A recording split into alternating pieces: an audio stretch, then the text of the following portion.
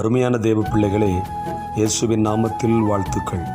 இந்த நாளுக்கான கர்த்தருடைய வார்த்தை என்னாகமம் 24:1 அதனுடைய முதல் பகுதி. இஸ்ரவேலை ஆசீர்வதிப்பதே கர்த்தருக்கு பிரியம். ஆம், இஸ்ரவேல் என்றால் தேவனால் தெரிந்து கொள்ளப்பட்ட அவருடைய சொந்த ஜனம்.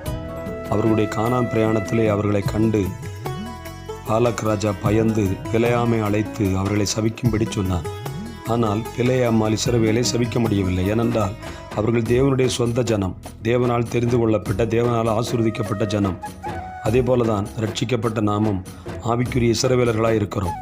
நம்மை யாரும் சபிக்கவும் நம்மை இல்லாமலாக்கவும் எவராலும் முடியாது. நாம் தேவனால் ஆசீர்வதிக்கப்பட்டவர்கள்.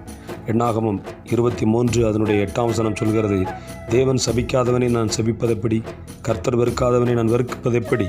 ஆகவே நம்மை யாரும் ஒன்றும் செய்ய முடியாது. நாம் கர்த்தரால் ஆசீர்வதிக்கப்பட்டவர்கள். நாம் என்றைக்கும் ஆசீர்வாதமாகவே இருப்போம். இந்த வார்த்தைகள்